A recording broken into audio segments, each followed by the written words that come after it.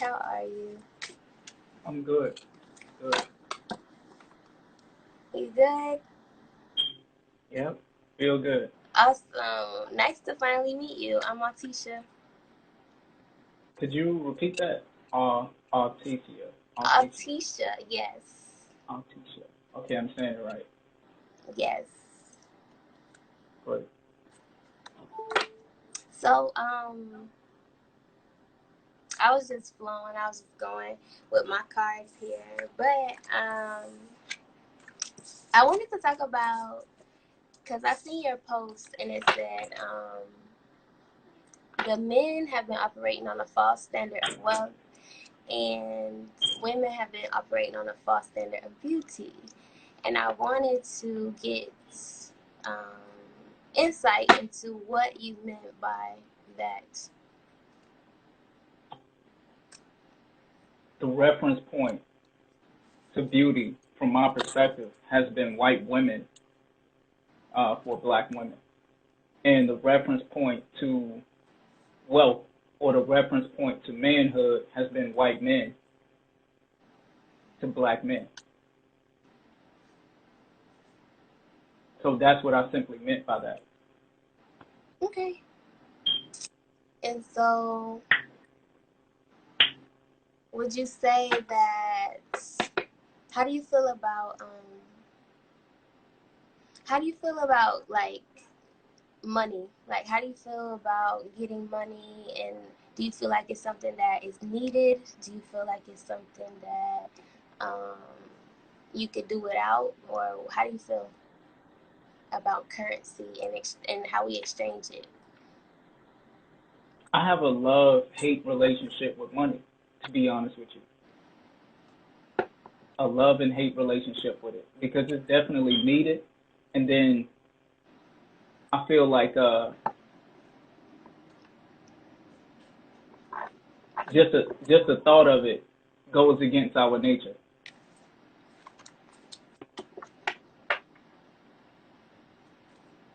That's how I feel about it. So I feel you, but I just to bounce off of that, like I feel like it depends on how you look at money, because I feel like you said, we have been operating on a European standardized operation of wealth. However, like money, currency is energy.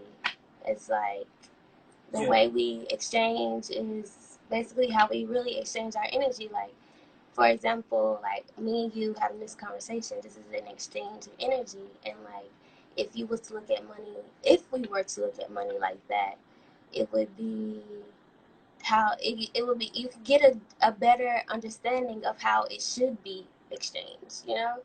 And so, but the way we exchange it through debt, you know, like debt notes. Like that's what Yeah. our currency is. And so even sometimes through conversations, when you think about people having conversations, they have conversations about their problems and their issues and misery, and you know, and imagine what type of exchange that is, what type of transaction that is. You feel me? And I then never thought about that.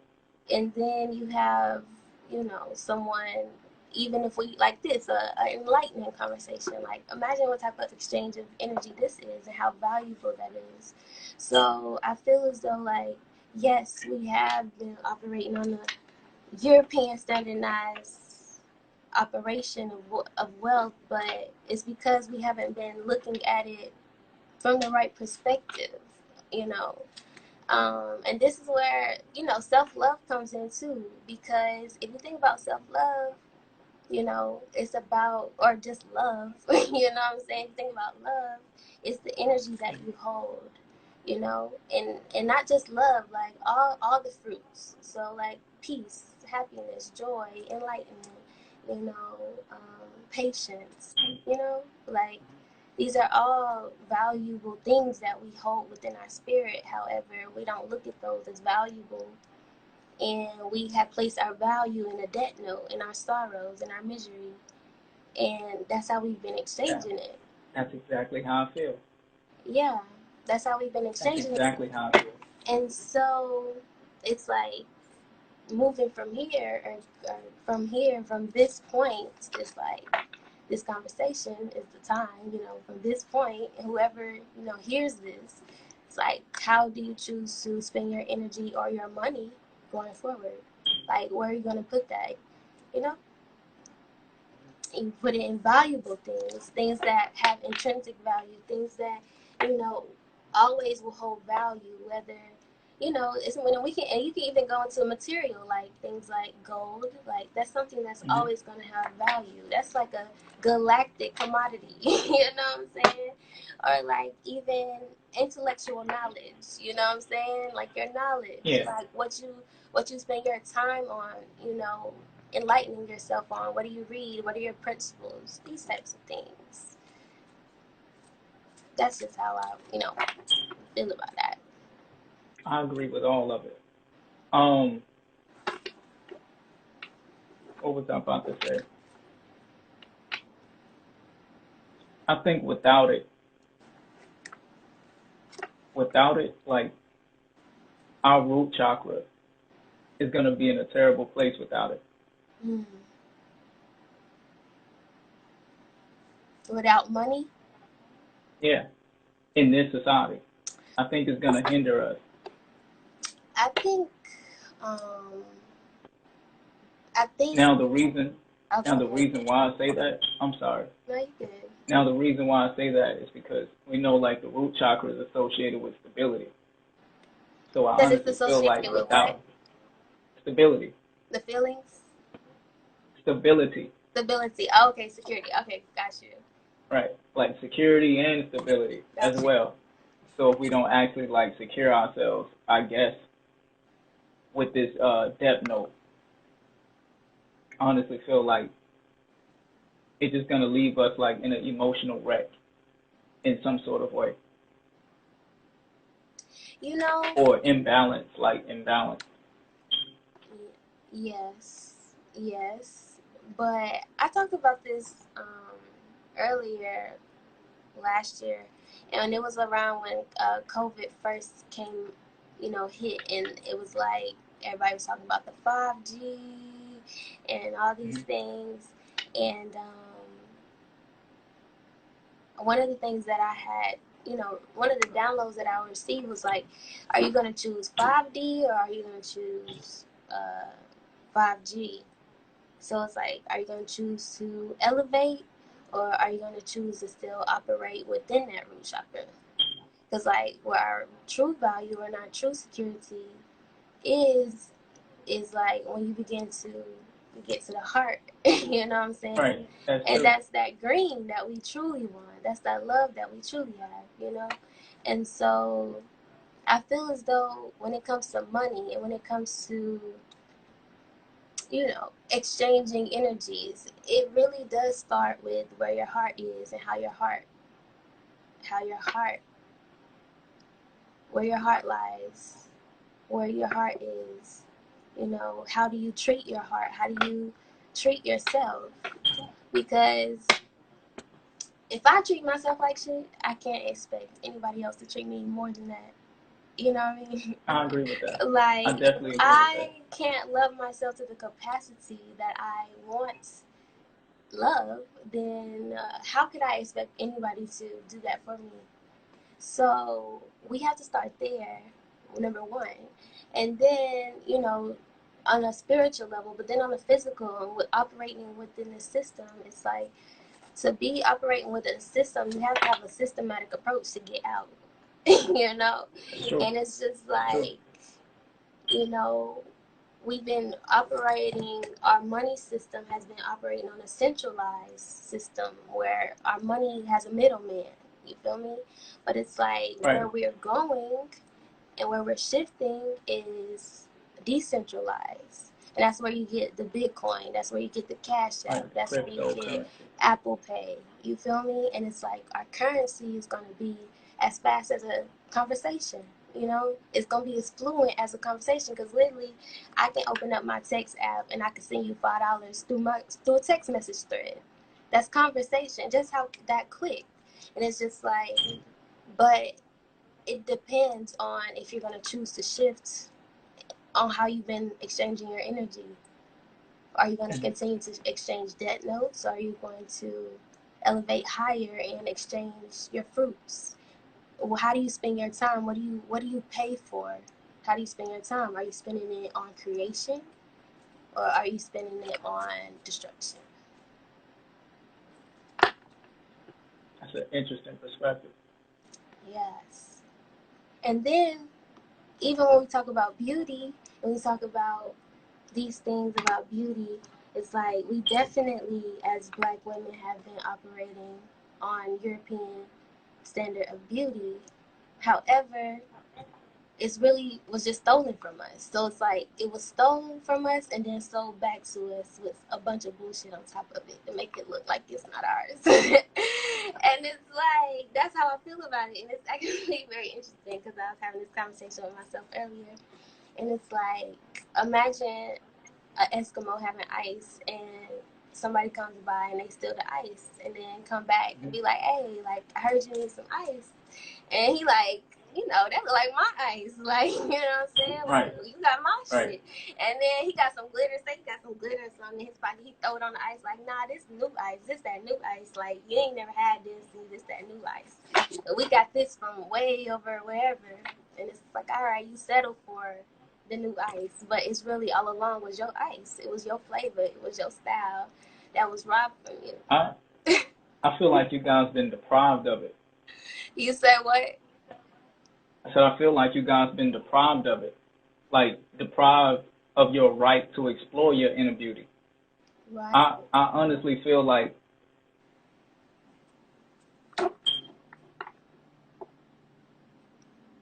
a lot of spiritual crimes have been committed upon like Black women,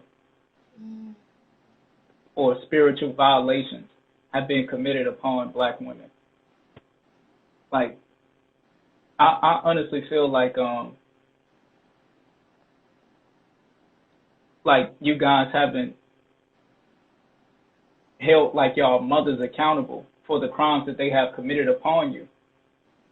And that crime that I speak of is instilling their self-hatred like within you guys.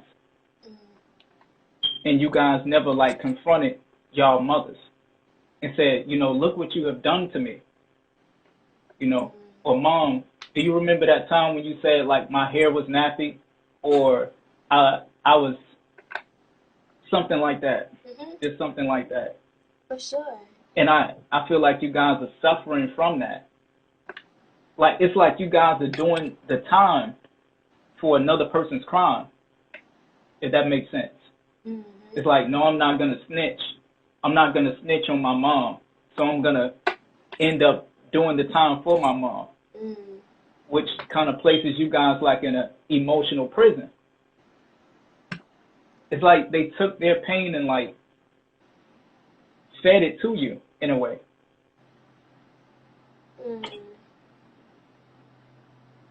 That's how I look at it when it comes to beauty. Like it I think it's it pissed me off. It just pisses me off. Like it saddens me.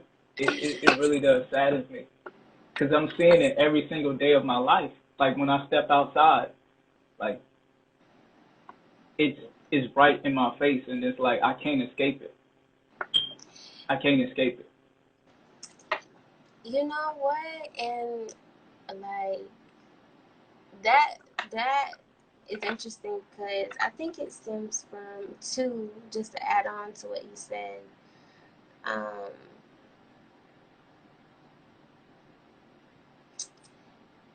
Let me gather my thought real quick, because it's like, you know, we going a little deep. I ain't know we gonna go that deep, but okay. So that's all I know how to go. Yeah, that's all I know sure. how to go. It's like I'm not a surface level talker or thinker. For sure, but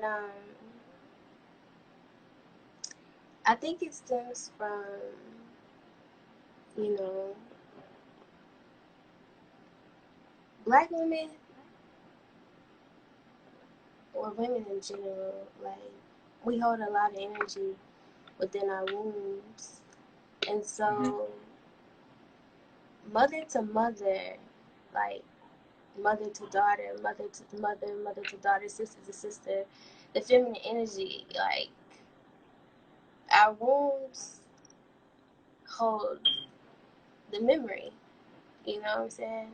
It has a memory, but not just our memory, but from ancestors and from the beginning, all of it, because we birthed the reality. You know what I mean? So it's like when women act like they know it all, it's because they really do. We really do know it all. You feel me? And it's just like to a certain extent we can get our ego, but some come from the ego, but we really do know it all. And I feel as though um, You hold the waters within you. yes, but I always also feel as though like we the women only know what has been taught and what has been passed down, and it goes back to even slavery, like being raped, being tormented, being tortured, being ripped away from your family. Like I Yeah. know within my ancestral history, like all kind of crazy things have happened. Like one of my great ancestors, like um, basically she was torn away from her husband while she was pregnant. Like imagine what type of wound healing, you know what I'm saying? You carrying a child and your husband that you carrying a baby with is torn away from you. You never see him again. He gets so one place you over here and you in a foreign land. Like that's trauma, it's passed Yeah. down, that's deep, and it's just like it's Yeah. rooted. And then, like, even like another story that I've been told is like one of my um, great grandmothers or aunts, I can't remember, and she basically was hung because she had spanked a white baby. And this is just a couple generations back. It's not like way back ago, like what I'm saying. Yeah. And Yeah. it's It really like, not. and it's like we hold that memory, and it's just like we even if you and then if you go and I grew up Christian, so it's like there's no representation of the woman or the black woman or anything that shows like women being in power or Empowered. just Empowered. a goddess or Right. what we truly are. So, and this is the growing up, like it's like that I didn't see that, and not just me, it's many of us that don't know who we are, and the true power that we hold until we get older or come into consciousness or however your journey reveals it. And so Mm-hmm. that is fed to us, the man being superior, the men being of power, and we just supposed to submit, and it's Yeah. like, and then it comes to a certain point where we begin to cater to the men because of what we think they're the ones that hold the power, or we don't have power. And it's also taught you know through the mother as well, like, and I also feel like it's just the self-hate is taught, but it's not from a conscious level. It's very deep and rooted in self-conscious, because like for me, example for me is like I got a relaxer in my hair was like when I was like 5. Like imagine what type of subconsciously, Yeah. what that would do to a 5-year-old. You telling me that my hair is not good enough. The way my hair come out my head is not proper. It's not right. Right. It's abnormal. You know what I I mean? remember And those. I and it remember just those days. sounds so. Yeah, it sounds so cliche. It sounds so, oh, that, what is that? What's a relaxer in a child head? But it's just like, what are you really telling that child, like, about her crown, about who she is? She has to change herself to feel, to be accepted, to have flowy hair in this false identity that we've been operating on. And it's just like, Yeah. why do I have to have 24-inch weave that hit my ankles to make me feel like a goddess. Like, why can't I be a goddess with my naps? You know, and rock, and how as long as my heart is good, as long as I'm good and I'm operating and I'm at my highest octave. And it's like, yeah, it does get passed down. The self-hate gets passed down. Yeah. And if you're not conscious enough, you continue to pass it down. Because I've just, I got a lot of cousins and grown parents around me. You see things, you feel me? And it's like I had a conversation with a sister the other day, and she said, one thing as a mother that I realized is that, I, like, some of the ways that I was hurt, I sometimes find myself in those same predicaments with my own child. You know what I'm saying? Where I had a possibility to make it right. And it's just like, but if we're never taught real love and real sacrifice and being real with ourselves, being real with the love within us all, it's like, how are you choosing to turn your will, use your will? Yeah. Yeah. I felt every single word that was spoken by you. The reason why I be so like mad or passionate, I think it's passionate overall. It's just passion overall, or in better terms, love. The reason why I speak with so much love or aggression when it comes to this is because I be thinking about little girls, the little girls that's like growing up, and these little girls, they don't have like a clear representation of what beauty looks like not only just like physically but spiritually too. Like, I feel like these little girls, like, they're growing up in an environment or in a society, like, just filled with women like operating in falsehood. Mm. And I've seen what that falsehood could do to them. And it's like when I be talking about this, I be wanting to protect the little girls that's like coming up in this world. Mm-hmm. And kind of save them from, experiencing that self-hatred. Mm-hmm. But one thing that I learned is that when you live like in a problematic world, and if you actually create a solution, you become the enemy. It's like you become a hero when the only thing you do is like just create awareness and you complain about the problem. But once you actually create a solution for the problem, you become the enemy. And I became an enemy every single time I spoke about this. Mm. Every single time I spoke about this. And it's like, how dare you do that? That's the reaction that I get. Mm-hmm. How dare you do that? Like, and I get why I get that reaction, because it's like I'm opening up a wound that you don't really want to see. Neither do you want to feel it. So you use the weave as like a numbing mechanism, from my perspective. That's exactly how I look at it. Like, it's a numbing mechanism or a coping mechanism. Mm. Like women would tell me it's a protective style, but I think the only thing it kind of protects you from is your insecurities. Mm.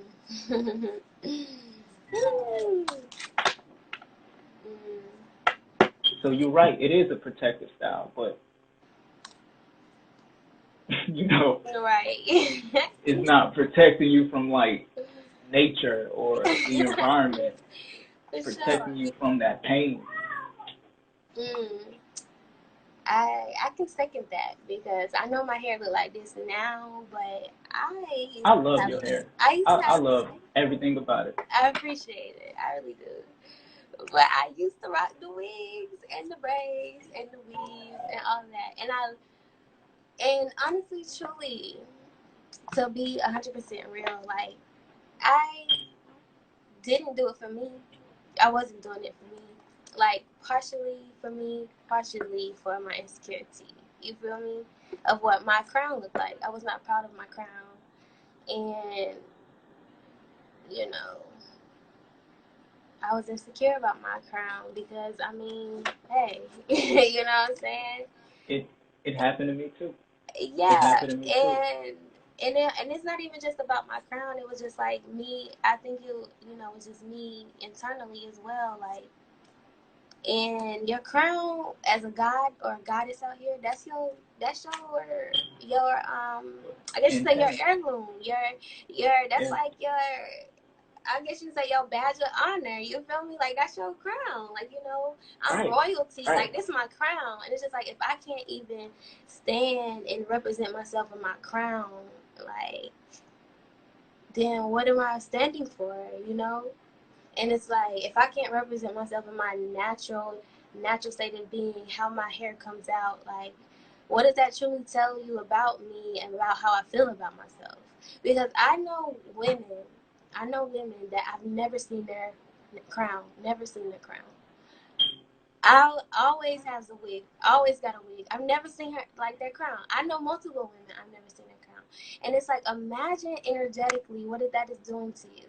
Because you're not even Yeah. letting the Yeah. sunlight hit your scalp, sis. Yeah. Like, you're not letting Yeah. the airways breathe through there. Like, imagine your receptivity level is low. The frequency is low. Because you Yeah. can't, these are your extensions, these are your antennas. This is how you tune in, you know what I'm saying? And it's like the feminine is her body. And these just extending our antennas, our intuition, our It's receptors. And it's it's like, how? it's connected to your nerves. Yes, Your hair. It's connected to yes, your nerve system. So yes. And it's it's like, like you're suppressing your nerves. yes. And then not only that, the chemicals that you use on your scalp. So, like, when you look at the back of a bottle, it got formaldehyde in it. That's what they use Hmm. to embalm dead people, and you putting it on your most sensitive chakra. What do you think that's doing to you energetically? You know what I'm saying?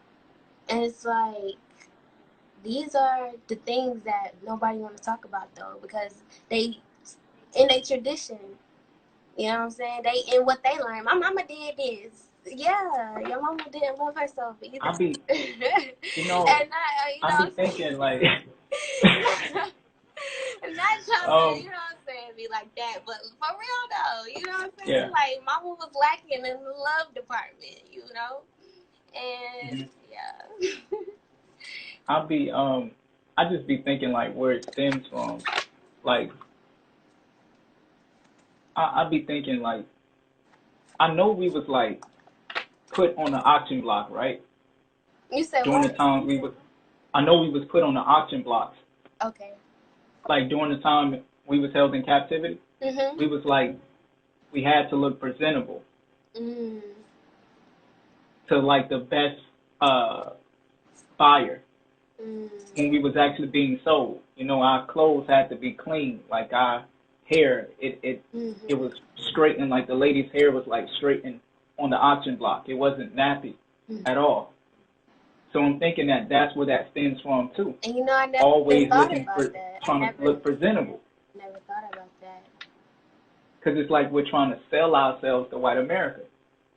And when we finally were free, when we finally are free and when we free, you know what I'm saying? Yeah. And we can operate within the system, like what the only thing that we had, as a standard of beauty was their magazines, what they offered until we create our own with, then every time we try to create our own, what they gonna do? You know what I'm saying?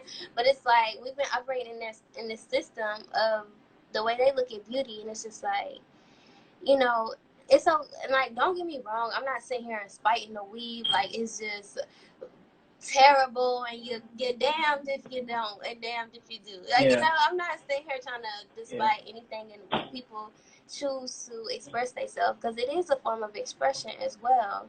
But it's just like, sis, brother, whoever, if you can't take that off and stand in your crown with your crown and stand proudly in that, like, then you're not loving yourself enough. And it's just like, you're really not loving you enough. It's like you should be able to take it off and be okay with that. It's when you forget to find identity in it. It's like that's where the disconnect happens. Like, you don't feel beautiful because your hair not touching your ankles. Like, when your shortcut is just as beautiful, sis, because it's not about what's going on the outside anyway. It's about what's your heart like.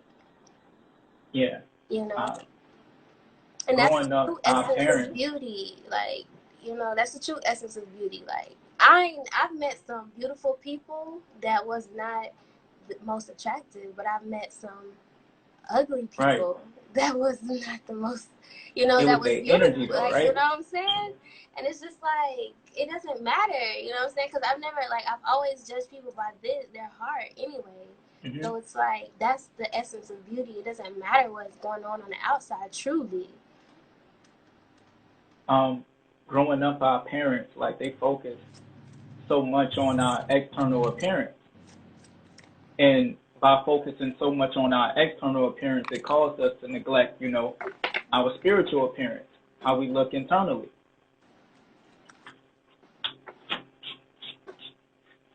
So this is the manifestation of simply neglecting, our spirit.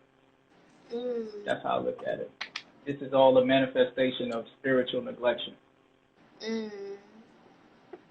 And that's what, right before you hopped on, that's what I was talking about. Yeah, you were talking about a mask, right? Yeah, I was talking about. Look at this. Look, wait, before you finish. I gotta show you. And I hope you can see it. Let's see here.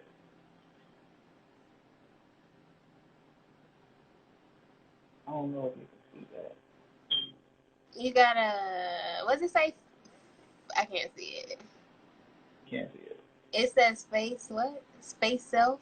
Wow. Yeah. And it's like,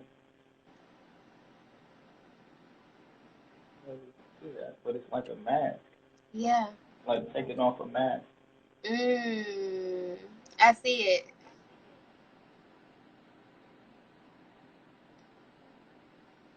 Oh wow. Right. That like removing that that personality. You said what? Removing I was saying removing the personality and focus on individuality or spirituality. I like that. Like, we've been taught to, like, enhance our personality, like, way more than anything. And I feel that because I'm very very expressive, and sometimes I be like, I could bring it down an octave. Because, you know what I'm saying? But at the same time, it's a part of my individuality. But it's like, I'm a Gemini, so it's like, we switch it up so we can go so many different ways. So it's like, you know what I'm saying? I'm like a radio over here. Like, please. It's like two of us. Well, four. It's like four of us. Yes, like, please excuse me, because I can switch it up. And it's not like I'm doing it intentionally. Sometimes What is it like? Huh? What is it like? I always wanted to ask this question. What is it like being a woman and a Gemini?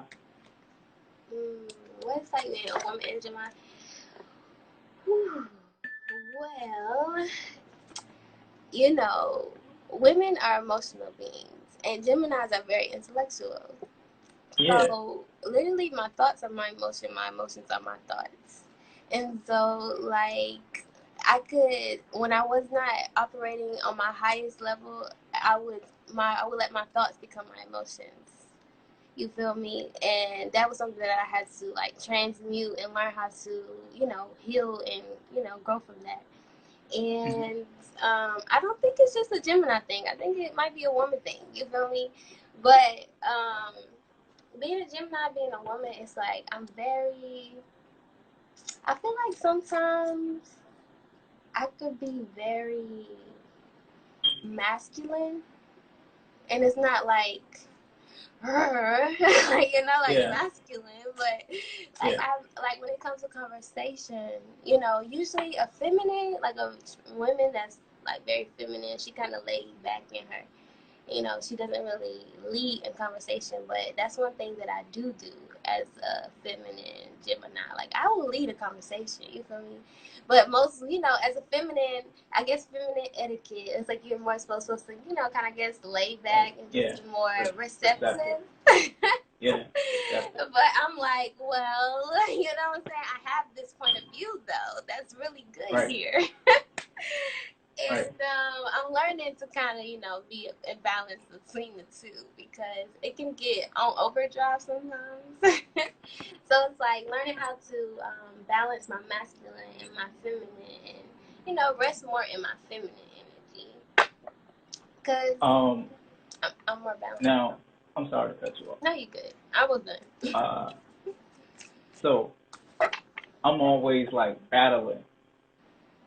I'm always like battling or at war with myself. Like, it's a part of me that says, speak up, say something. And then there's another part of me that's like, shut up, shut up, or be quiet, That's me too. I be can quiet. agree to that one. I can second that one Um, every day. yeah, Every every day. single day, every single day. That's the battle that I have. But Yes. also, like on an emotional level though, I'll be trying to intellectualize my emotions rather than just feel it. Yeah. Like, as I guess as a Gemini, at times like I be so much up in the air that I gotta like ground myself, Bring you back down or for sure. yeah, or I gotta like find ways to like try to create a bridge between like my heart and my brain. Mm.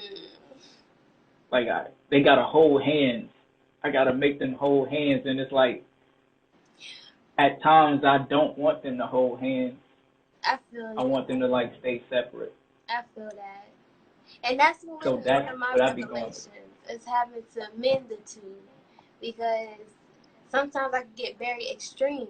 You know what I'm saying? Like only one way. Like more head, less heart, more heart, less thought. Yeah, But it's like yeah, I've been working on like integrating the two, connecting, the heart, the throat, and the, what I'm saying, crown. You know what I'm saying? Get all three in there. So that's something I've been working on, and it when it with like that air energy. We like atmosphere. We create atmosphere. So sometimes like I sometimes use it. I use it freely though, because I feel like it is a superpower. Like they say, like we got our yeah, superpowers. I feel like it's a yeah, superpower that air signs have. Is like we can fill a room.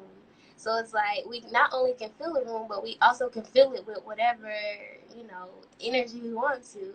So I feel as though I'm learning to use it instead of like kind of just getting in my lower self and like letting my emotions and just things that I haven't healed from kind of use it for me, but instead using it to heal, using it to work through the you know the the crazy the I get what shadows. you're You trying to feel say. me? The shadow Yeah, side. I feel you. The I shadow feel you. side. It's like using your light through the shadows. You feel me? But just like you are the shadow too. So it's like that's how I've been. You feel me? Yeah, It's I feel crazy. you. I feel you. You feel me? Because most people wouldn't feel me, but I know you're a Gemini, so you get it. You Yeah, get I it. get it. I get it. I totally get it. I totally Oh, get it. that's At times it terrifies me too. Like it's terrifying. you said it's scary. yeah, at times it's terrifying. Like that gift that you spoke of that we have, because I'll be thinking, should I use it now or should I just, Be be quiet? quiet. Yeah, I feel you. I feel that.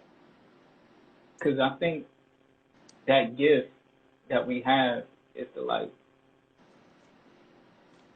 our gift is communion. It's Mhm. communion. Yeah. Like we unify people through communication. Mhm. So I think in a Gemini's mind, it's like, hold up, conversations are not happening at this Yeah. point in time. Right. You know, like y'all need to be talking about this. Y'all not gonna talk about this. Yeah, for sure. And it's kind of like we force people into the conversations that they need to be within, or push Mm. people with that air element into the Mhm. conversations that need to be had in the world. Mhm. For sure. The messenger gods, I guess, Yeah, as many that's people what say. we are. We the messengers, and but that's the thing. We get shot a lot. They try to Oh shoot the hell yeah, messenger. You feel me? We hell get yeah. we get the bad end of the stick because they think it's us, but it's just like no, we just here to relay the message. Right. Like we ain't, it's just and Dang, that sometimes is the true. way it's delivered, like people aren't ready. But it's our duty though, like Oh, that's one thing I gotta work on too. to commune. That's one thing I gotta work on. What? Delivery, Yes. delivery. Yeah. Cause, My cause delivery it's is like working on I be, it. I be like, And it's I have so the funny tendency, because we said messengers, but like the delivery, like we gotta be the ones to deliver, right, you know? right. Like, are you Dang, Amazon or yeah, UPS? Like, you yeah, gotta have that quality. That quality for yeah. sure. It's like, in my mind, I'd be like, okay, how can I say this, uh, where it can relate to people, or I won't like ruffle nobody's feathers. Mm-hmm. But in my mind, I'd be thinking, no, I gotta say it the way it needs to be said. Right. And it's finding the I balance between like putting a little sugar on it or just feeding it straight to yeah, I'm not us. good at sugarcoating nothing. That's a fact. That is a I'm fact. not good at And sugarcoating me, I'm nothing. so nice and I'm so sweet because I got a cancer. I got cancer energy within me. I'm always trying to sweeten it up for folks. But see, sometimes I sweeten it up too much where they don't get a taste of what, they really need to be getting. You feel me? And so I'm working on my delivery for sure. Yeah, For sure. because I learned like if you really want to make change in the world, you got to make people feel the truth rather than make them feel good. Mm-hmm. Like don't just tell them something that makes them feel good. Like make sure you say it in a way where they feel the truth. Because even if they don't in that moment, like it don't always work in that moment. That's what I've Yeah, learned too. Like when you yeah, get a dose of medicine, it don't always work right then and there. It might be like some yeah. months down the road, you ain't never seen this person another day in your life, and they think about what you said. You feel me?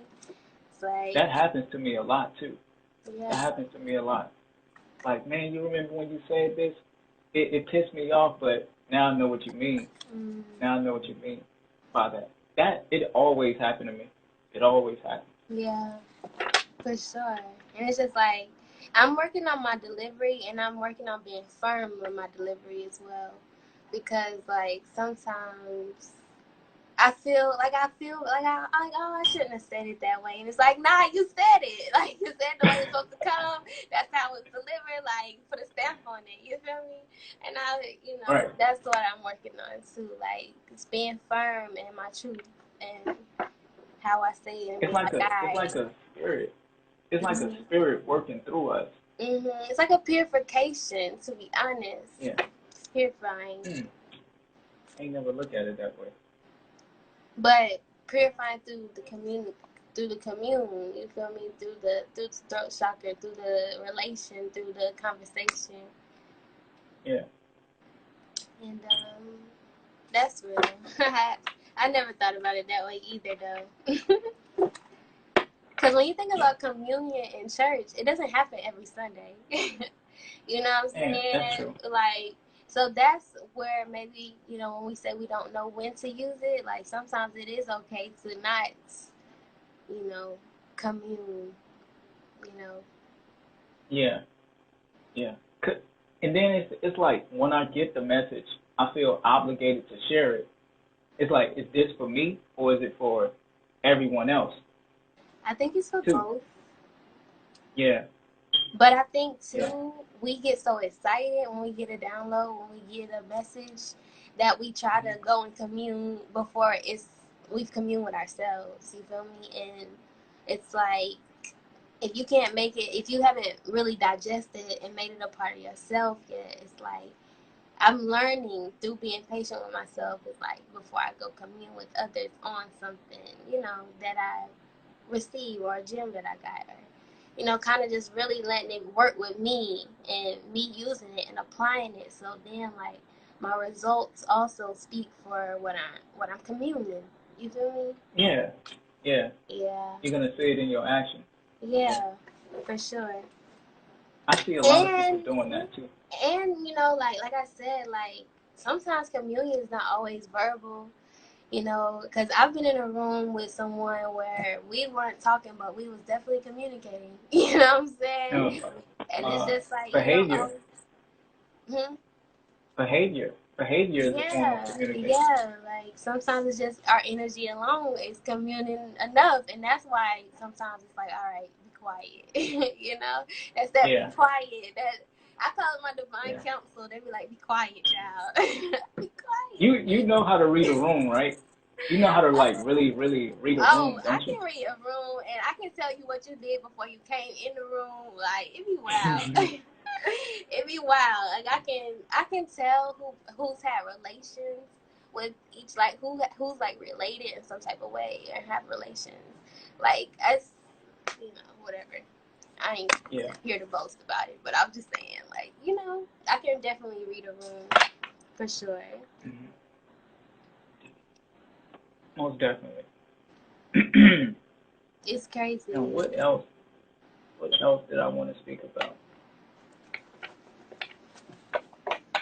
What else did I want to speak about? Oh, I have something I wanted to ask you. So, I realized in men, like men, and also I've been reading like Art of Seduction, 48 Laws of Power, a little more on the darker Wait, side of say it again for me. consciousness. 48 Laws of Power Oh man. and Art of Seduction. Okay, I read that, a little bit of that. So, and I'm not finished, so it's like, don't quote me, okay? But I've been reading these, and it's like a look, for me, it's like when I read it, it's like darker consciousness. Like that's what I think about it is. It's because it's like it's very enlightening, but it's very dark. You feel me? It's And manipulated. yeah, and I wanted to ask you about manipulation and men and being manipulative. And I wanted to ask about it because I've noticed it within boys, like little boys. Like, Hmm. so it starts from an early age. It's not something, and I feel like it's something that, is planted when they're younger and they kind of grow and they like manipulate. And I also wanted you to kind of go into like using the power, because that's what it is. It's powerful. So it's like using the power for good to manipulate and transmute, or using the power for vanity and manipulating women, or manipulating It's different things of that nature. it's verbal magic. It's like verbal magic in a way. You said verbal magic. Yeah, verbal magic. Oh, okay. That's how I look at it. Manipulation. You want me to give you insight about how men can be so manipulative? Like, where does it Manipulative? stem from? Like, because it's like being being aware, being present within my reality. Like sometimes, even with my little brother, like I will allow it, but it's like he think he's getting over it, but it's like I see. You know what I'm saying? So it's like a part of I feel like, but then again, I let him know too. Like I let him know, like I know what you're doing. Even when you don't think I know, like, I see you, like, your works. You feel me? And it's just Mhm. like, but men don't always think that, I feel like they think sometimes like they can get away with it. And it's just like, where does that stem from? Because he's young. So it's like, Mhm. where did it come from? You know what I'm saying? Like, where does that stem from of where you get away with it and you think that's okay It's to be being raised by a manipulative? liar. I think it's Mm. being raised by, like, what are they called? What are they called? Um, Narcissist? well, no, no. I can't use that word in this particular situation. But just simply being raised by a lying person, or Mm. or someone taught that boy how to betray himself, I guess. Mm. I think it's taught through like self-betrayal, Mm. or being raised by like a deceitful person. Or being raised by someone who doesn't show up for themselves authentically in all their Yeah, relations. Cause like being raised in falsehood. yeah, that's interesting. Hmm. Manipulate, manipulate. Being raised in falsehood. Maybe it stems from that. Maybe it stems from that. Because I know a lot of men, like we can, like we pride ourselves on like being like players, at like being players, I guess. Right. Mhm. Right. So I'm thinking that's why you asked that question, right? No, that's not why I Oh, okay. asked. No, no, that's not why I asked. Well, but I mean, it was a portion of why I asked, but it was a part of a whole. You feel me? Yeah, But I understand. but yeah, I was wondering Hmm. because It's so many things going through my head right now too. me Like too. just when you ask that question, Me too. uh, cause the words that come to my mind right now is like intuition and Mm. neglecting that. Like neglecting that. Mm. Like if you know a woman don't trust her intuition, like You you know, manipulate it, right? right, you're gonna manipulate her Right. in some sort of way. Like she don't trust herself.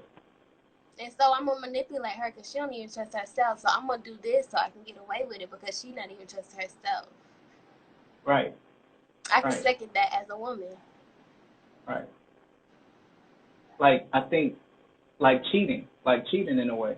I think cheating is a form of robbery. That's how I look at cheating. Like it's a form of robbery because it's like you instill trust within a person. So it's like you're looking for that trust to be reciprocated, right? So if a person like cheat on you, it's like it's equivalent to them like stealing something away from you, Mm. or them not reciprocating the trust back. It's like they committed robbery,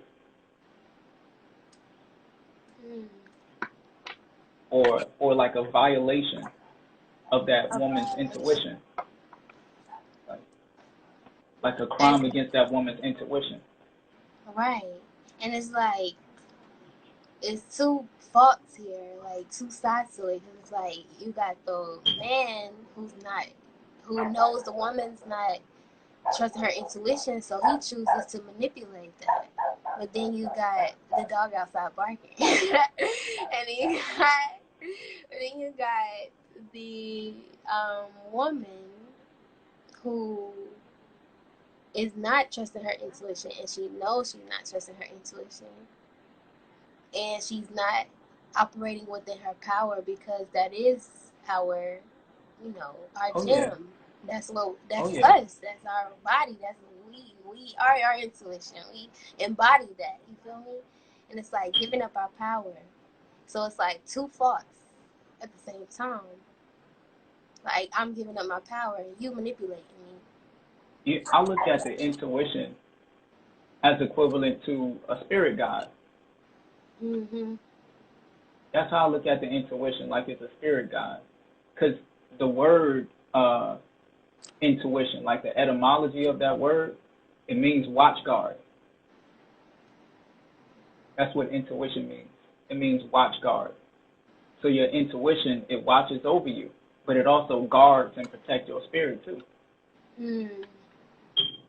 And I think we've been taught to just like betray our intuition, or should I say our spiritual gift. We've been taught to betray that spiritual gift that we have. Because even like you said, you said like men have intuition too. Because it's like you would have to intuitively know I'm not using my intuition to be able to manipulate me, right? Right. And it's just like,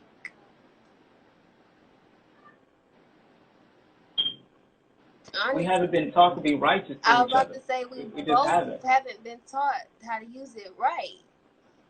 Yeah. We haven't been taught to be righteous to each other. Yeah, that's true. We're not righteous to one another. We're not truthful with one another. We're not willing to be vulnerable with one another. Especially men. Especially men. That's like a weakness. Trey Cotton says, men likes to dominate and conquer. Some of us go out and conquer the world and are women mentally, physically, and emotionally. We want to be your mountain and can't move us because we are always in our center. Wow. That makes me think of the conquering man compared to the nurturing man. Right. That's what that makes me think of.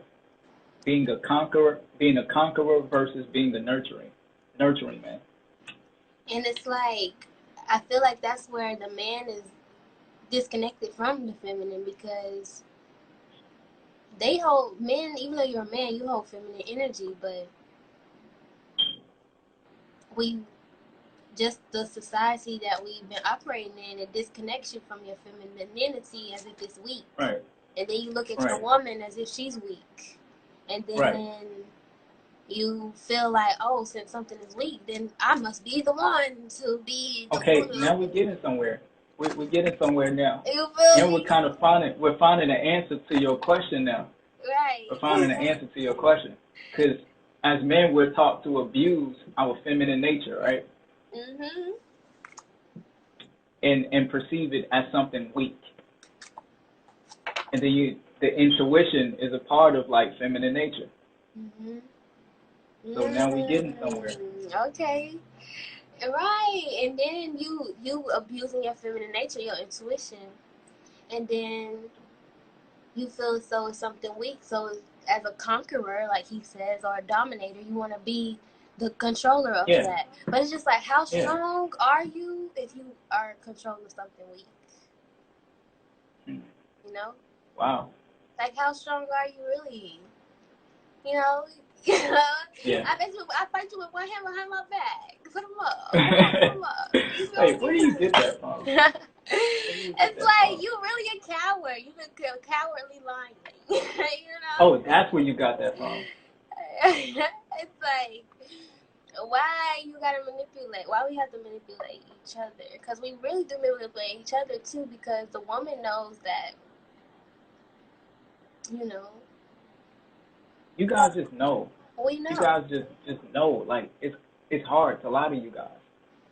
It's hard. Yeah. Especially when you create a relationship with a woman. Like, she just knows that you lying. Yeah. She just know. I had to learn that the hard way too. Like, she just know.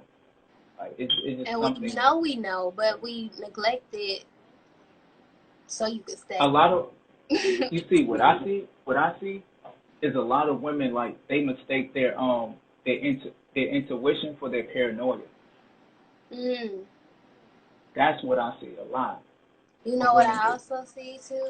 I also see women on birth control that's fucking up their hormones, that makes them more anxious than they really truly are. So it's like, I had a friend like back in college, and she started taking Depo, and who she was when she was not on Depo and who she was after is two totally different people. And it's like the hormones, you fuck up the hormones, you fuck up the emotional body. When you are on birth control, it's like you're pregnant. You know what I'm saying? That's like the drug tricks your body into thinking it's pregnant, so it, you know, basically fights off any other, like, reproduction, because you're already Right. in the form of reproduction. So, and Right. it put, You implanted an enemy in yes, yourself. and it's very, it throws off our emotions. So it's like that also is where we lack intuition, as a society, on a bigger picture. Like, our women, are We injecting place ourselves we with foreign entities that cut off our own wisdom. due to I guess neglecting your womb in a way, Mm-hmm. or creating a relationship in a way. Like I hear a lot of women they'll say, "I'm a grown ass woman," but they're not really connected to their womb. Mm. So in my mind, I'm like, how you gonna call yourself a grown ass woman and you're not connected to the thing that really makes you a woman? Right. So are you a man womb, Yeah. a man womb or something? And I feel as though, sometimes I feel like our roles get kind of intertwined with each other, and I feel as though, like, I'm always, like, even as a little girl, I've been like, anything you can do, I can do better. You know what I'm saying? That whole One thing, second, like, 1 second. Let me grab the headphones. okay, cool, I got you.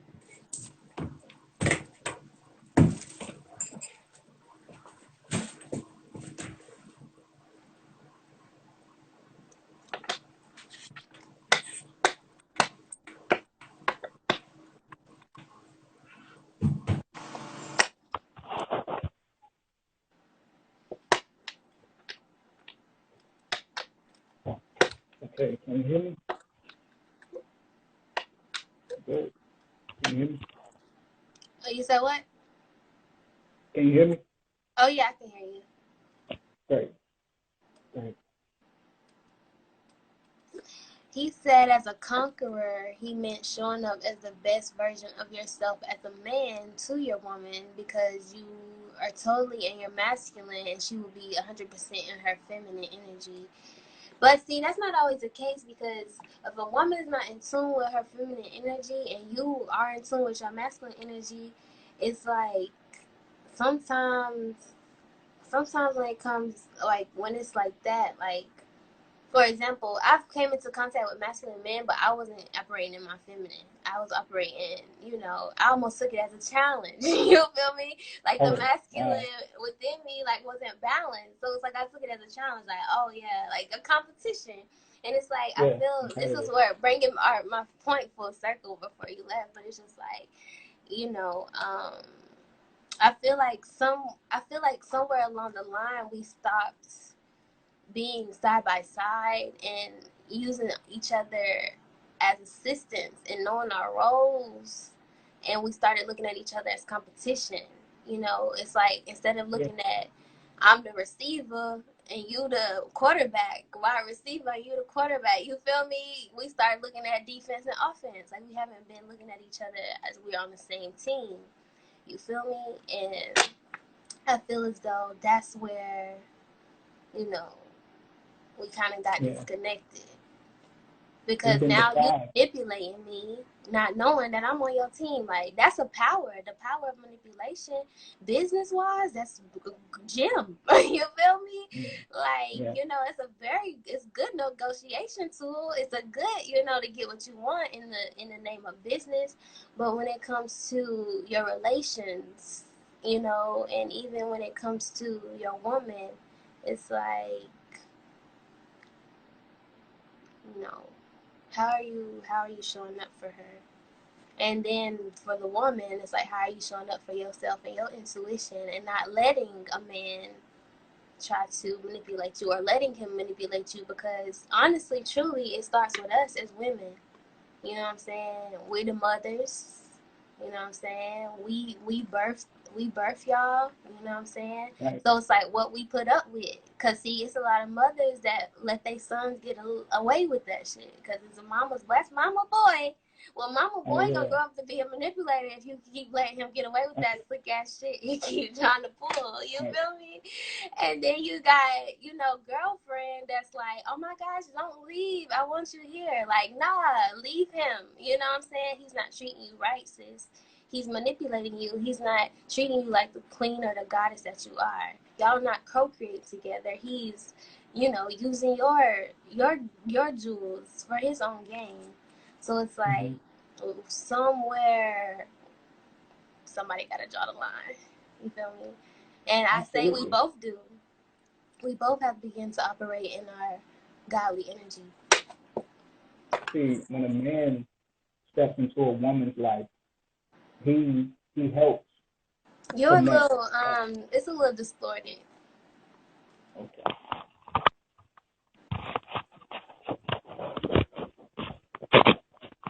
How about now? You Is can it a talk little some better? more. A little better? It's not how it was before. It's like I can hear you. With It's just me? like low. It sounds like you're far away. Okay. What about now? You said what? Or do I just need to talk louder? Yeah, you can Right? talk louder. Maybe that'll help. Okay. With men being logical, right? And women being like emotional. Men, we think what is right. But women, you guys feel what is right. Would you agree with that? Say it again for me one more time. Men, we think what is right. But women, you guys feel what is right. Okay. So it's like women, you guys operate from your heart. But men, we operate from like our mind. So our mind will be equivalent to our womb, from my perspective. Like a man's womb is his mind. So when a man steps into a woman's life, he kind of like helps connect her heart to her brain. And when a woman And steps vice into a versa man's too. life, yeah, when a woman steps into a man's life, he helps connect the brain of that man to his heart. His heart. We begin to bridge that gap. Yeah, I think I can agree with that, because I've come into contact with some people that just need heart work. Like their heart is where their heart was. You feel me? It was That's a woman's power right there. To lead anybody back to their heart, that's a superpower. That is a superpower that I see within women. To just lead from the heart. yeah, that's true. But That's a superpower. we are heart beings, though. That's the thing. Like, the heart is the first organ to form. That's the first organ to form. So literally, we see from there, we hear from there, we're present from there. You feel me? All of our senses stem from there. That's the first organ to produce. It's like, and when you disconnect from that, it's like when you cut your heart off, and somewhere down the line where you got hurt and you just, cut it off, you know what I'm saying? You cut the energy flow from that source off. Like, it's like we must all go back to there. We must all go back to the heart space. Like men and women. As cliche as it sounds, heart is where home. Heart is, Yeah. where home is. And when you kind of cut that part of yourself off, now you become homeless. Oh my gosh. Now Before you got on, homeless. I was talking about the home. I was talking about the home, for sure. Yeah. So that's what I see out in society, like a bunch of, spiritually homeless people who I feel like also haven't when you made their way operate, back home. I feel like when you operate from anywhere but your heart first, it's like you operating from a spirit of like, I feel like scarcity and lack. Like, you know, for example, I've just from experience, and then like of course like you hear the experiences of others. It's like we love we love through emotion, but love is really a verb. It's really an action. And Mm-hmm. it's like we think that what somebody's making us feel like is the love. But really that's just like compassion and nurturing and care is what you feel. But love truly is like will. Like Yeah. what you will. Yeah. It's like what type of action do you take towards someone or for someone to elevate them or to nurture them or to care for them? Like, how are you using your will to love? How are you using your action in the name of love? So, women, we want to feel love, but we don't want to feel love. We want to feel nurture. We want to feel care. We want to feel compassion, you know, but we associate that with love, the feeling. So, Mm-hmm. when we have a guy or a partner that's not doing what he's supposed to do, he's not using his willpower, that's why we can't leave, because we are attached to the emotion of what we think love is, not knowing that his actions is telling you that it's not love, you know, and vice versa, men and women, you feel me? Because we can of course flip the tables around and same thing. And so it's like we have to begin to redefine what love is, Mm-hmm. because we've been attached to the sensation, you know, and sometimes that sensation is not even love. Sometimes it's lust, you know, sometimes not even Oh, that's nurturing. true. Sometimes it's lust. That's Sometimes true. it's, you know, your lower chakras, you know what I'm saying? Sometimes it's, you know, getting caught up in pleasure. And pleasure is, so, you know, it's not saying it's a bad thing, but it's also only fun for a season. You know what I'm saying? So, It's appetizing. I yes. think we mistaken love for appetizers Hmm. in a But way. where we really get Like when you full. starving, yeah, like when you starving, you want something to like fulfill you Hmm. when you're starving, and a lot of people are suffering from love starvation. Is Mm. what I like to call it. Yeah, that is So true. they mistaken what that person is doing as a form of love because Hmm. they starving.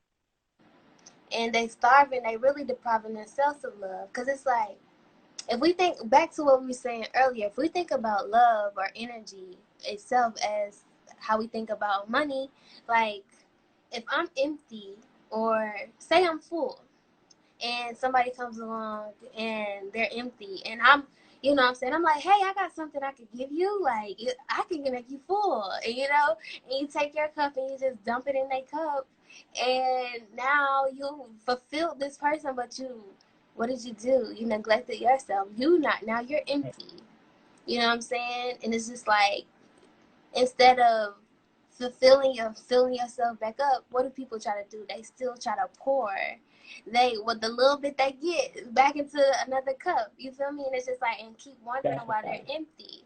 So imagine if I got negative 15 cents in my account, and somebody come along and they like, let me get $200, and I'm like, dang, I know I only got negative $15, and I'm gonna swipe my card, and now I'm overdraft. You feel me? I'm overdraft 215 cents. And it's just like, now I'm negative. You know what I'm saying? I'm not full because I felt like I had to give someone some love that I didn't even have for myself. And now you negative your energy. You feel me?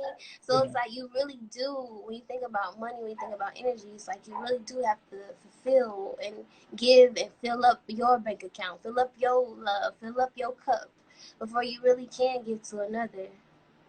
You have to be self-full. Yeah. And Self-full. yeah. Yeah. And even like and I feel as though I feel like another thing too is like, we've forgotten how sacred life is. Like, we've gotten away from how sacred it truly is, and like exchanging, it truly is. Like, when you look up at the sky, when you go outside and you look at the stars, you know, when you first glance up at the stars, it just looks like a bunch of. My phone is about to die. Oh, I your gotta phone get about the to die? charger. Oh I gotta yeah. get the charger right quick. Okay, cool. I got you. Quick little intermission.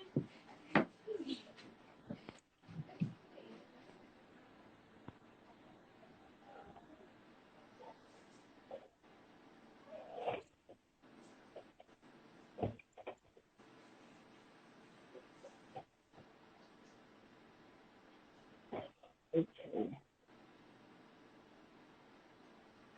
I'm gonna have to turn it this way.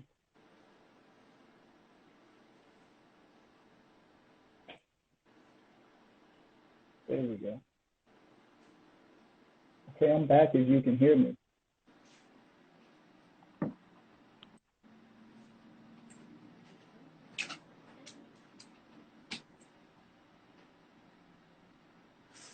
Oh, let me check out the comments. I agree with that.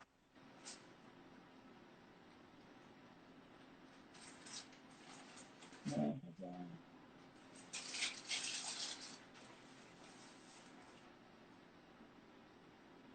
they like to dominate and conquer. And mostly,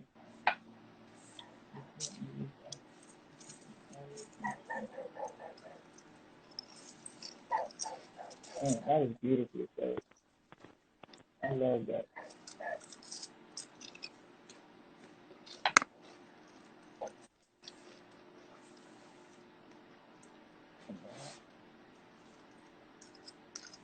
Say that.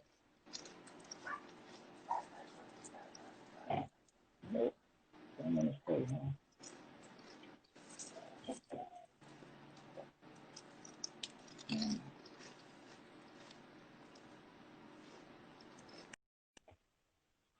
See here.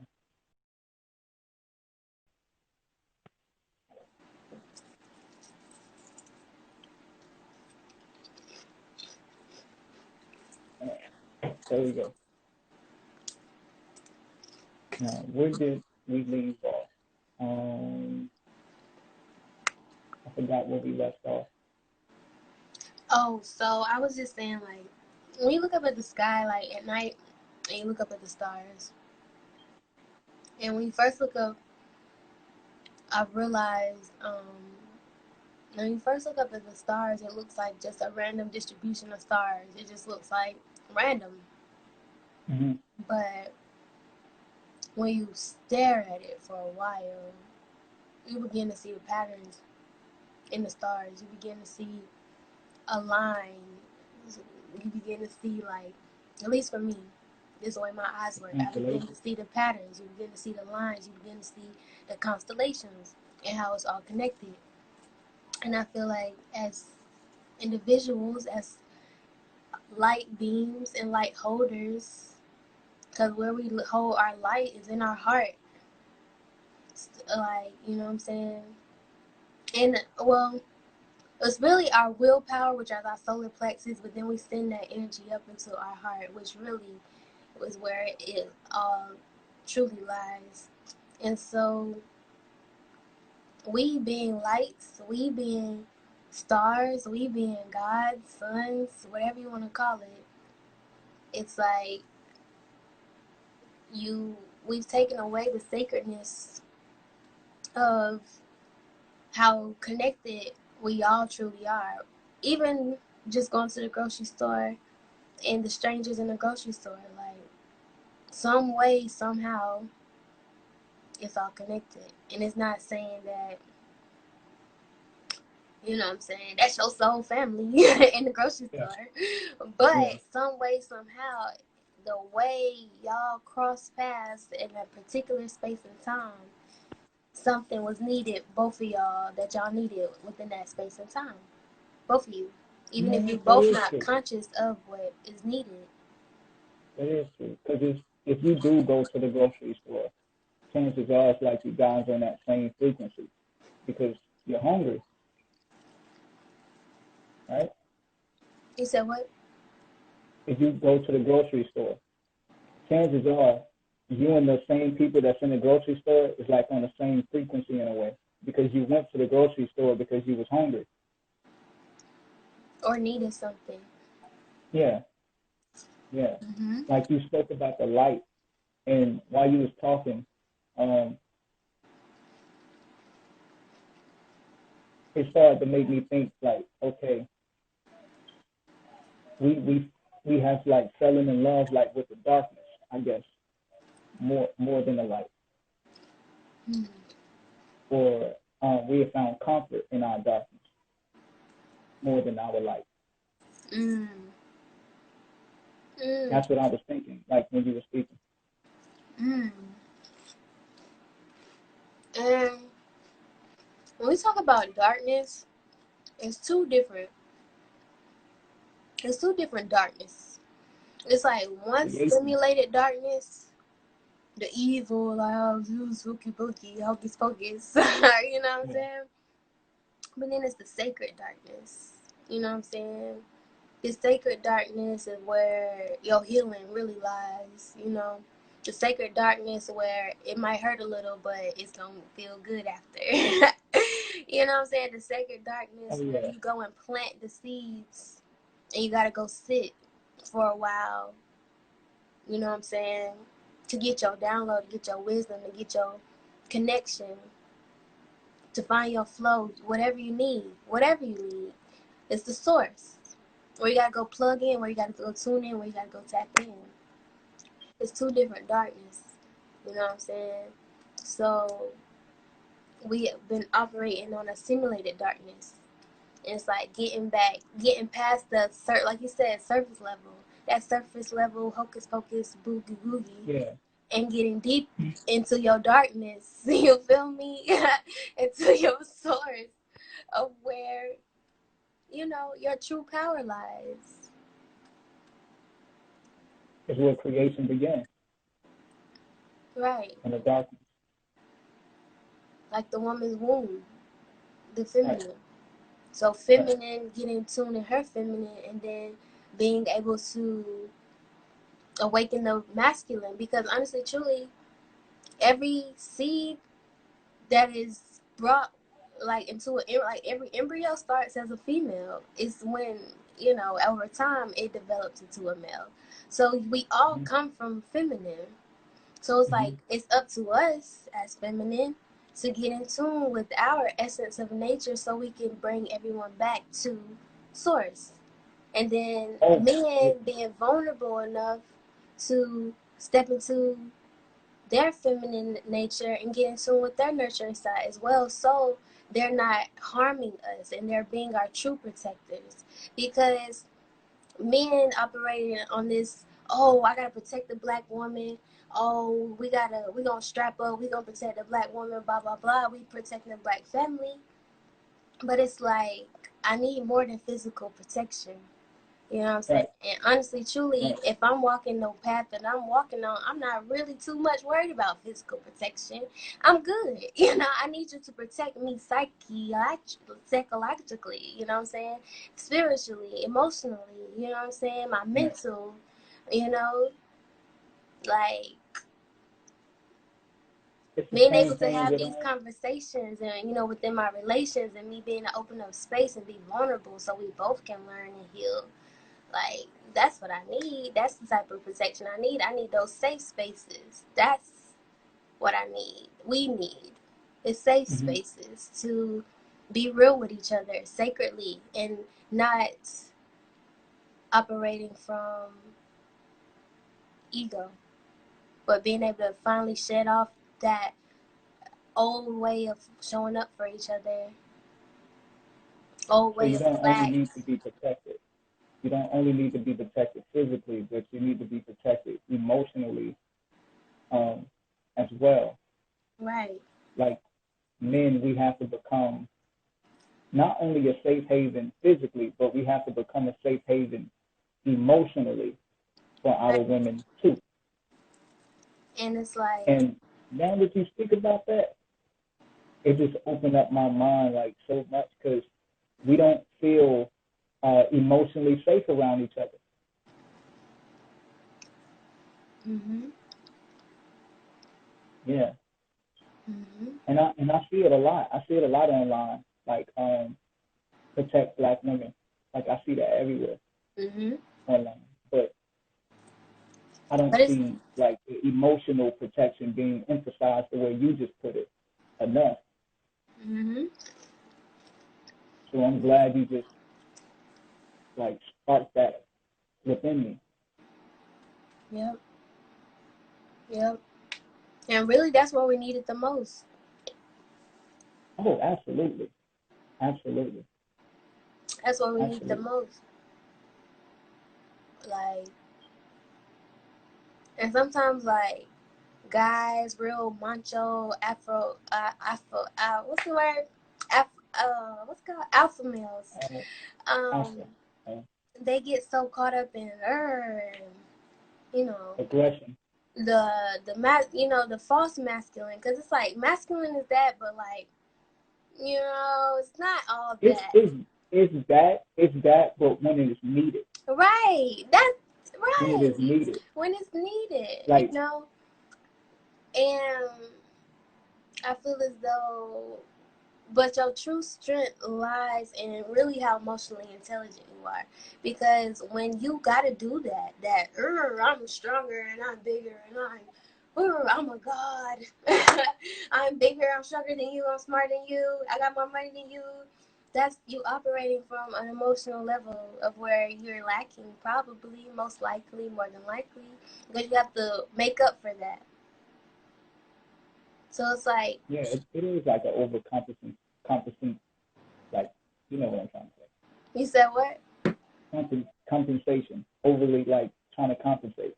Yeah, overcompensation, you know, and it's like having that emotional intelligence to be real with yourself, be vulnerable with yourself,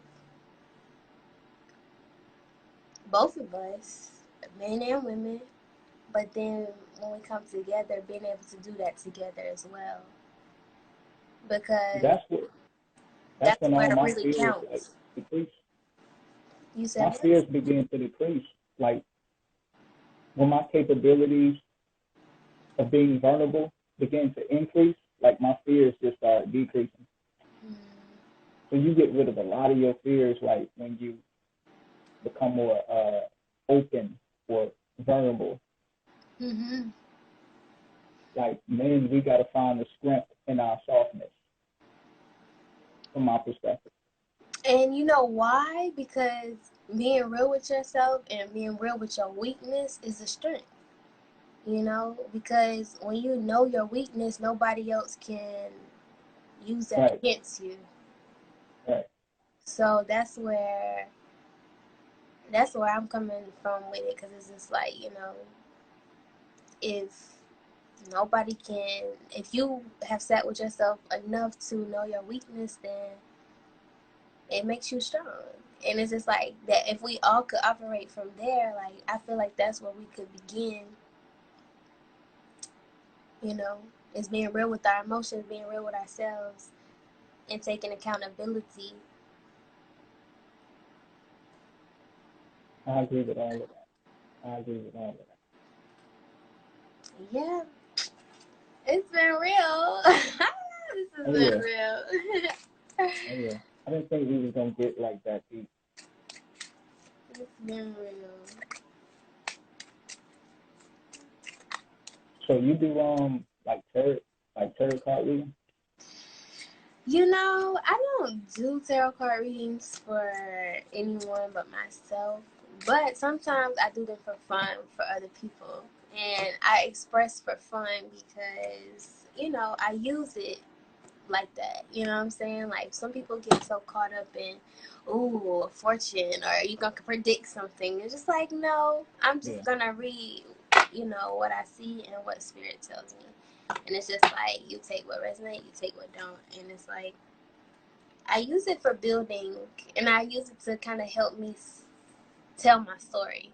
Because, like, sometimes, as a Gemini, I can go off on a tangent. So the cards help me to stay in line with my message. That spirit's going to flow through me anyway. So I use them as a tool. I don't let them use me. I can relate to that. But doing meditation, like my mind just be like everywhere. So one thing that I use now is weights. Weights? That's what I use. Yeah, weights. Oh, wow. Like dumbbells, just hold the dumbbells like on my thigh. Because it keeps me in place. It's like an anchor. So whenever I feel my mind kind of drifting, I go grab a weight. Or a big rock. And there's so many different ways to meditate. What'd you say? I'm sorry. Oh, I was saying like I found a big rock like outside. And I kind of I'll hold it like on my lap while I'm meditating to kind of keep me there. Okay. It's like a little mechanism that I like doing. You said what? It's like a mechanism that I like doing. And there's so many different ways to meditate. It's like you don't have to, I think when people first come into consciousness or whatever you want to call it, people think that it's got to be you know what I'm saying? Or just being still and breathing. And that can be meditation for sure, but there's so many different ways to meditate. Meditation is really something that you can never stop doing if you if you choose to operate within the now, because that's all it really is staying mindful, present, and aware of what you're doing. And I like jump roping. One of my tools, one of the things I've been doing is jump roping. I that's been, I don't know, that's been activating me on another level. Does it bring out your inner child? Huh? Does it bring out your inner child? Like when you begin to jump rope? Yes, and it's fun. I didn't think it was gonna be so fun, because at first I was like, okay, I need to do something. I need to move my body. I need to do something that,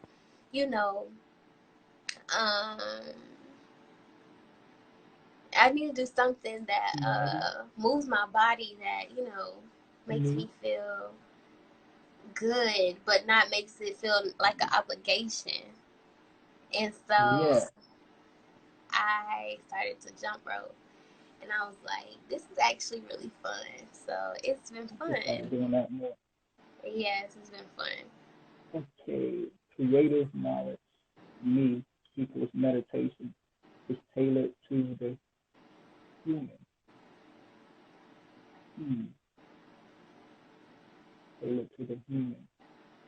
Maybe you'll have to elaborate more for me to grasp the idea of what you're trying to say to me. It says me equals meditation is tailored to the human.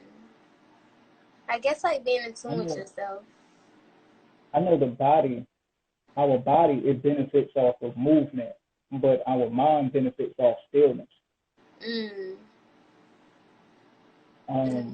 Also, med, that means medicine or healing. Like the Mm-hmm. word medicine is healing, and then it's Mm-hmm. eight, meditate or mediate, and then if you ate something, you consumed it. So meditation is the consumption of healing. So anything that heals you, and if you consume something that's healing, it puts you in a meditative state. Mm-hmm. So that's how I look at uh, that word, meditate. It's like eating something that's healing, consuming something that's healing. That makes sense. That makes sense. For sure.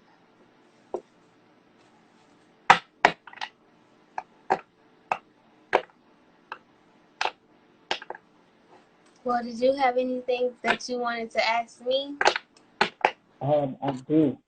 I do, but it's a lot of questions like running through my head right now. Like I want to get like extremely personal, but I don't know where to go. I don't know where to go. I don't know where to take it. Hmm. Yeah, I don't know where to go with it because It's all I want good. to We can start always talking come back about. live again. Yeah, that's true. That's true. It's not the only one. God, there's ways to do this again. For sure. Yeah.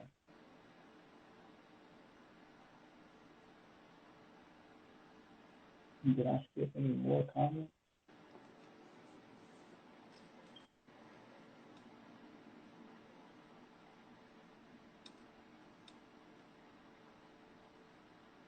What is love to you? To you, what does love mean to you? Like you say it's an action. So like, what does that look like? Mm. Love is a choice. That's what love looks like to me. It's like, what are you choosing? Mm-hmm. Um, Love looks like honesty. It looks like being real with yourself. Um, it looks like having real conversations, not just with others, but really with yourself. Like real conversations. Like the ones that you really do try to run away from, but you know you need to have those conversations with yourself. Like being all the way real.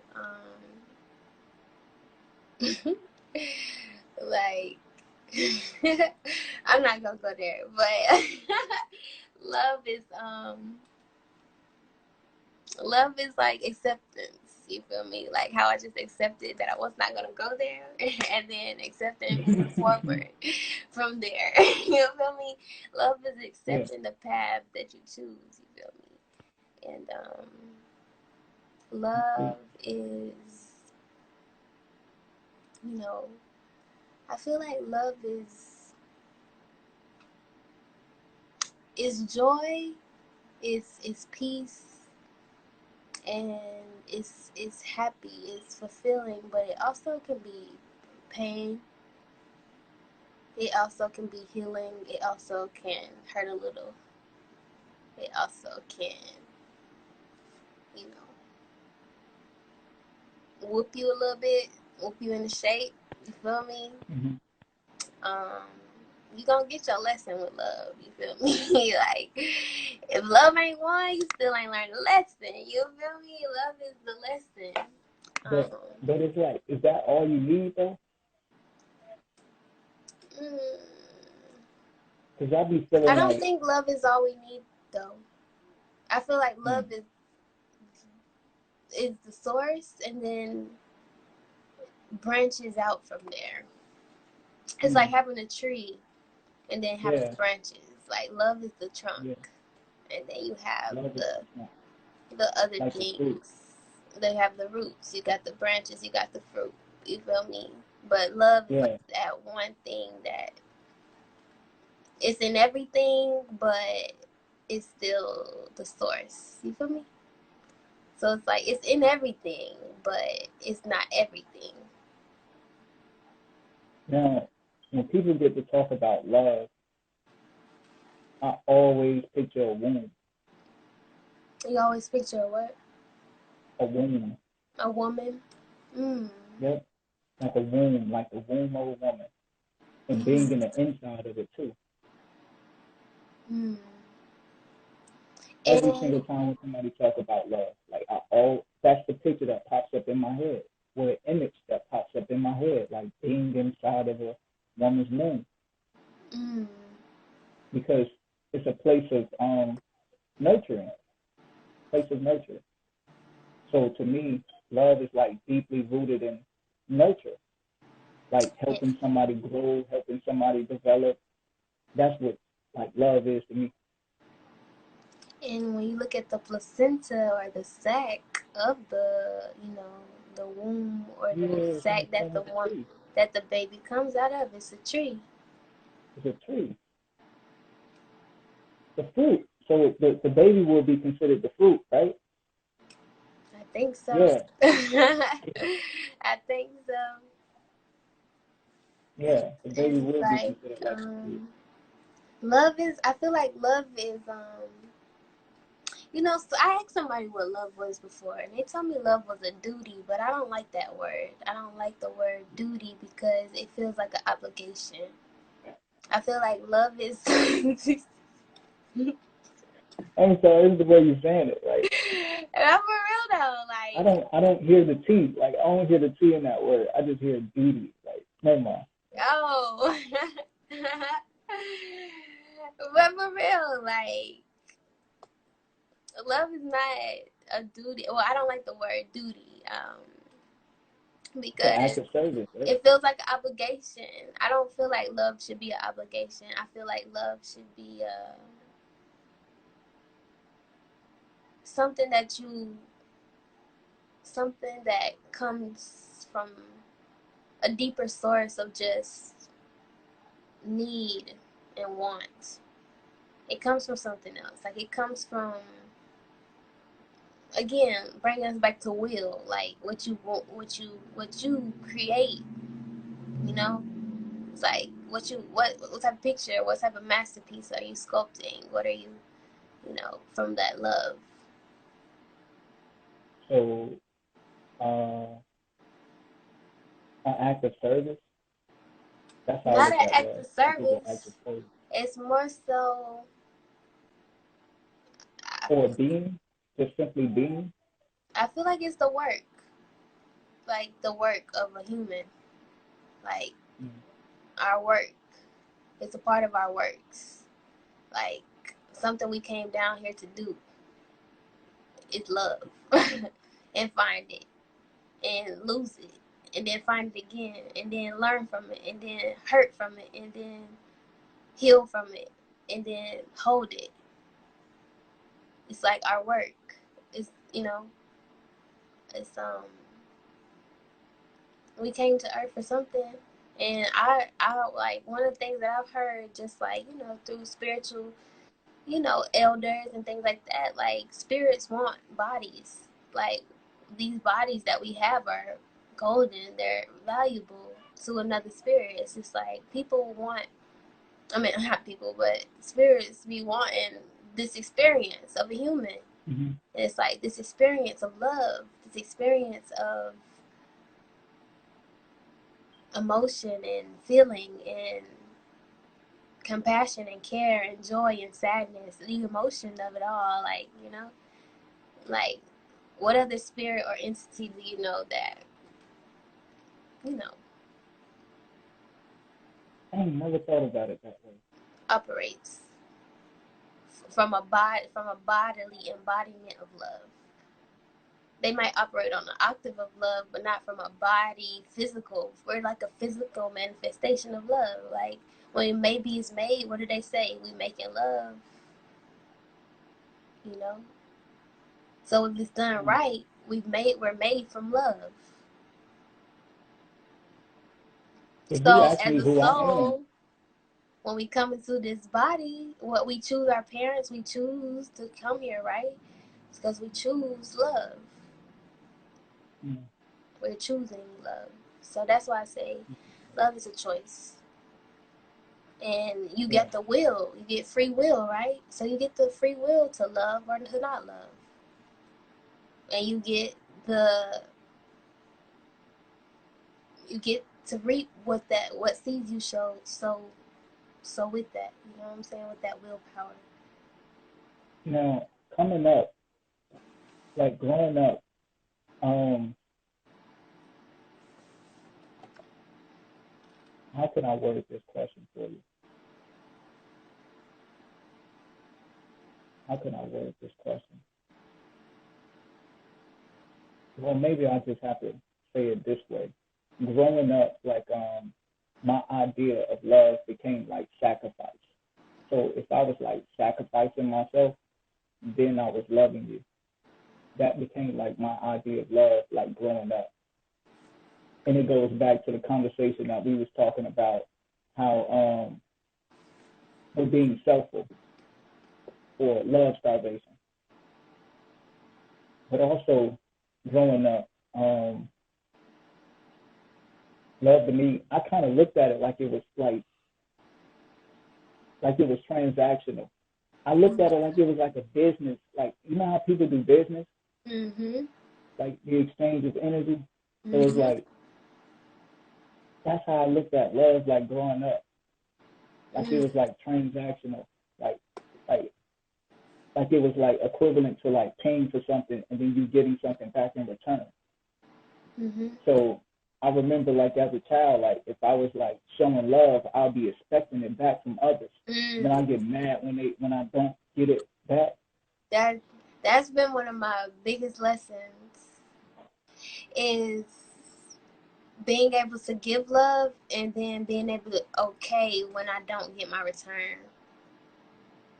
You know, and that's actually helped me, you know, with investing and trading and things like that. It's like being able to put your investment into something and being the possible outcome that it will not return back.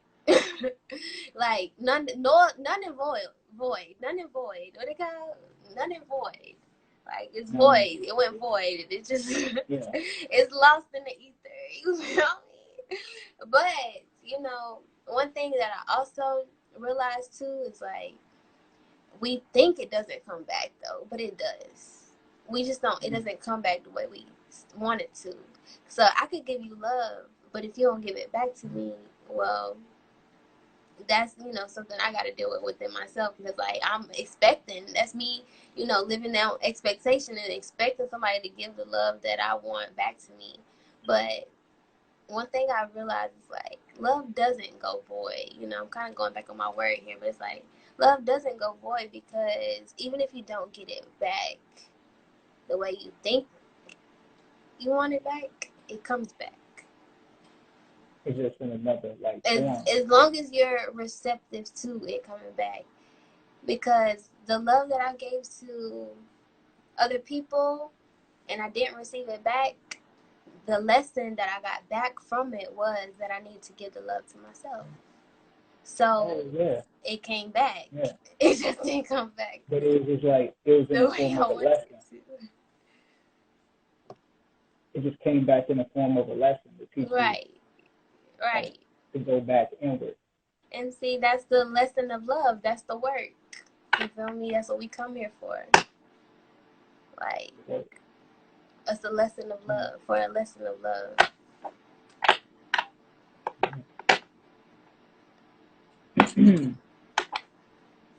I want to ask you something else. Now, what do you actually see like black men and like black women like in the next like few years? Like, do you honestly think it's like possible if we could like? Well, let me just ask you this: is it necessary that we like unify? Do you think like unification is like necessary? Yes. Absolutely. It's vital. Like, it is very vital that we unify. It's like life or death. When you I look feel out, it's life when or you death. like look out, I'm sorry, I keep cutting you off. You said, oh no, you good. What you say? Now I was about to ask you, like, so when you look out into society, like, at times, like, do you become hopeless? Because I do. Wait, say it one more time. Like, when you look out into society, at times, do you become hopeless? Like, hopeless? Yeah. Because I do. Yes, I do. But something about the Gemini, or just maybe me, is we optimistic as hell. Like highly optimistic. So yes, I do feel hopeless sometimes. But at the end of the day, like I know the love that's growing within me from loving myself. You feel me? And it's like I've been loving on me. Like 2020 was a big lesson on love. You feel me? But you know, what gave me hope again, because I had began to lose hope for real, and I was just like, man, ain't no love out here, like But what gives me hope is the love that I give to myself, and that's Um, ultimately the only thing that I could rely on. I heard so many people say that, like, ain't no love out here. And from my perspective, that's like saying that you're not out here. That's like saying that, like, you don't exist in the world. Because as long as, like, love exists within you, then love is, out here. Right, So when I hear people say, ain't no love out here, it's like right, they're kind of cursing themselves because it's like hmm saying, like, you're not out here. right.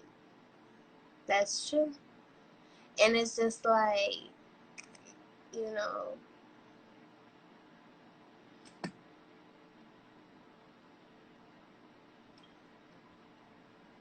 you gotta love you. You know what I'm saying? You gotta love you. And it's just like the thing with being a lover is it's like it's hard. The lover role ain't easy. You know what I'm saying? Being a true lover is not easy. In Gemini and Tarot, we are the lovers. We are the lovers card. You know what I'm Never saying? knew that. Like we being a lover is not easy because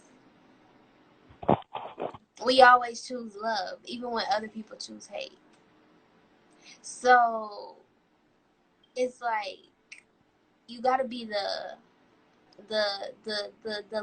light holder. You know what I'm saying? Even when people throwing water on you and trying to dim your light or blow you out, you know what I'm saying? You still gotta be able to light your fire back up. You know what I'm saying? That's the power of the lover. It's like you have to hold it, no matter how you know it feels. You know what I'm saying? The outcome of it Yeah. feels. You gotta still choose love. Now, I was always told that, like, we're kind of difficult to deal with. But I think we're just misunderstood. That's what I think. And I feel like,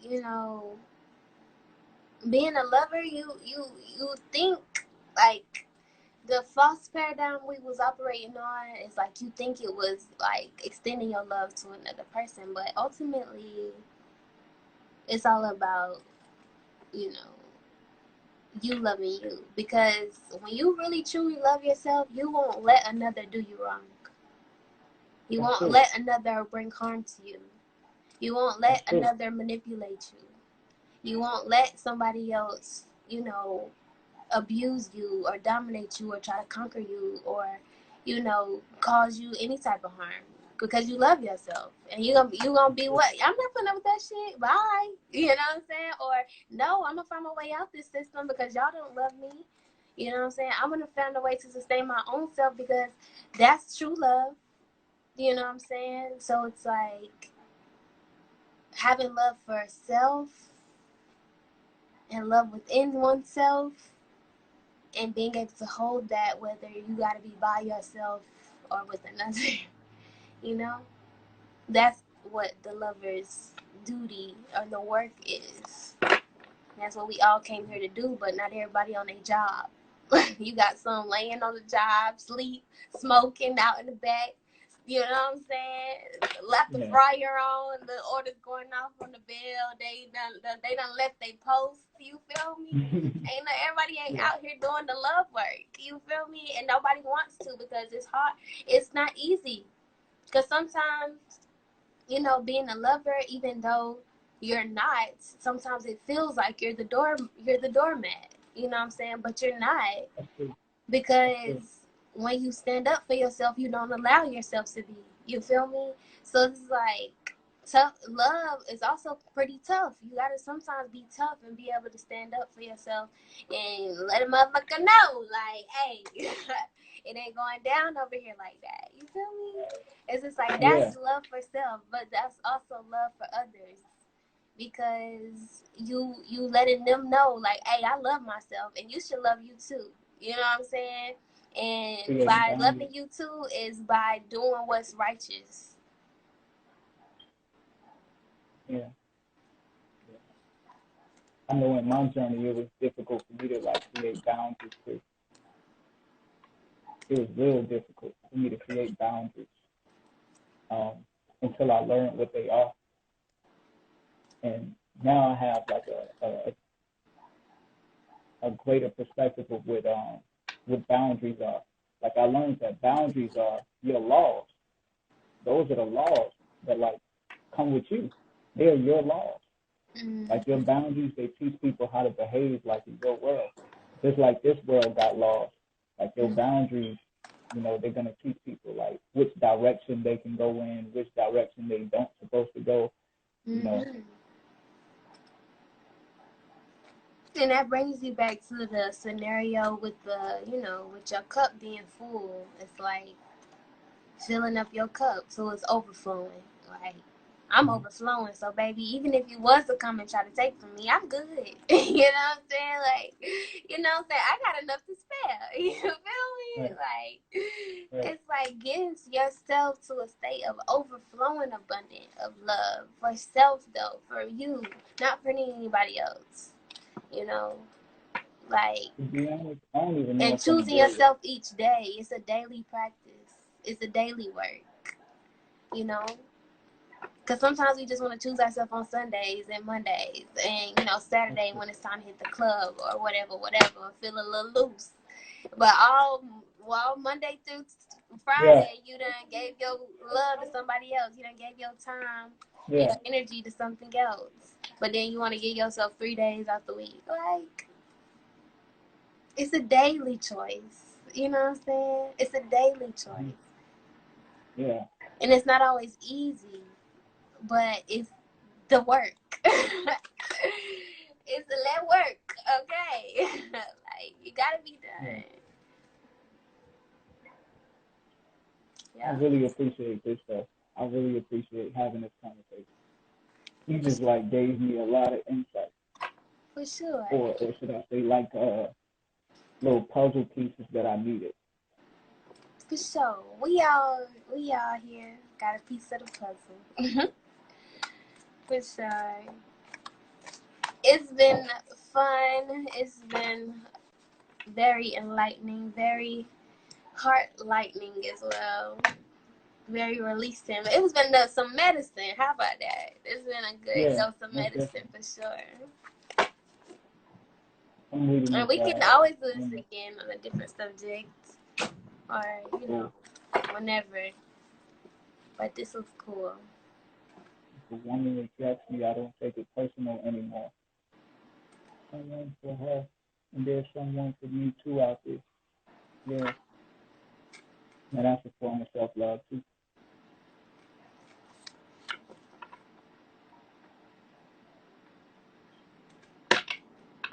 It's good to be rejected at times though too.